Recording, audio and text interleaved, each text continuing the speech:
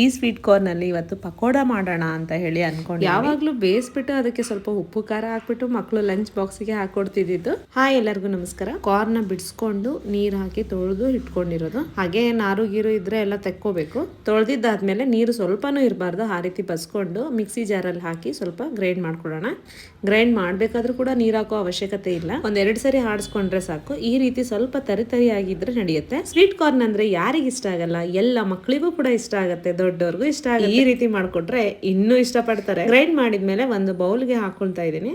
ಹಾಗೆ ನಿಮಗೆ ಗೊತ್ತಾ, ಇದು ಫೈಬರ್ ರಿಚ್ ಆಗಿರುತ್ತೆ, ಡೈಜೆಷನ್ ತುಂಬಾ ಒಳ್ಳೇದು, ಕಣ್ಣಿನ ಆರೋಗ್ಯಕ್ಕೂ ಕೂಡ ತುಂಬಾ ಒಳ್ಳೇದು ಅಂತ ಹೇಳ್ತಾರೆ. ಆಂಟಿ ಆಕ್ಸಿಡೆಂಟ್ ಆಗು ಕೂಡ ವರ್ಕ್ ಮಾಡುತ್ತೆ. ವಿಟಮಿನ್ ಸಿ, ವಿಟಮಿನ್ ಇ ಯಥೇಚ್ಛವಾಗಿರೋದ್ರಿಂದ ಹೆಲ್ತ್ ಬೆನಿಫಿಟ್ಸ್ ಜಾಸ್ತಿ ಇದೆ ಅಂತಾನೆ ಹೇಳ್ಬೋದು. ಇದಕ್ಕೆ ಈರುಳ್ಳಿ, ಮೆಣಸಿನಕಾಯಿ, ಕೊತ್ತಂಬರಿ ಸೊಪ್ಪನ್ನ ಚಿಕ್ಕ ಚಿಕ್ಕದಾಗಿ ಕಟ್ ಮಾಡ್ಕೊಂಡು ಹಾಕೊಂತಾ ಇದ್ದೀನಿ. ಇಲ್ಲಿ ನಾನು ಮೆಣಸಿನಕಾಯಿ ಜಾಸ್ತಿ ಹಾಕ್ತಾ ಇದ್ದೀನಿ, ಯಾಕಂದ್ರೆ ಕಾರ್ನ್ ಸ್ವಲ್ಪ ಸ್ವೀಟ್ ಇರುತ್ತೆ ಅಂತ ಹೇಳಿ. ನಿಮಗೆ ಖಾರ ಎಷ್ಟು ಬೇಕು ಅದನ್ನ ನೋಡ್ಕೊಂಡು ಹಾಕೊಳ್ಳಿ. ಮಕ್ಕಳಿಗೆ ಕೊಡೋದ್ರಿಂದ ಮಕ್ಕಳು ಖಾರ ಇಷ್ಟಪಡ್ತಾರೆ ಅಂದ್ರೆ ಹಾಕ್ಬೋದು, ಇಲ್ಲ ಅಂದ್ರೆ ಸ್ಕಿಪ್ ಮಾಡಿ.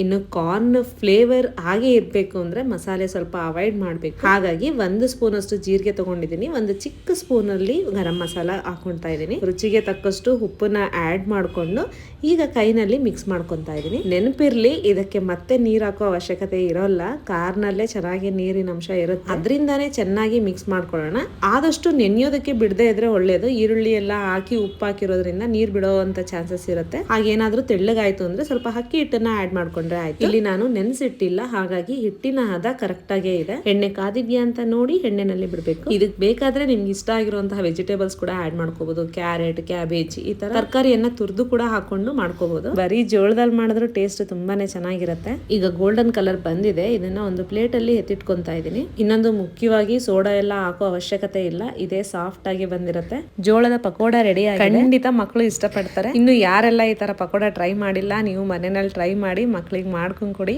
ನನ್ನ ಮಗ ಅಂತೂ ಉರ್ಕೊಂಡು ಆರಿಸ್ಕೊಂಡು ತಿಂತಾ ಇದ್ದಾನೆ. ನೆಕ್ಸ್ಟ್ ವಿಡಿಯೋದಲ್ಲಿ ಸಿಗೋಣ. ಬಾಯ್.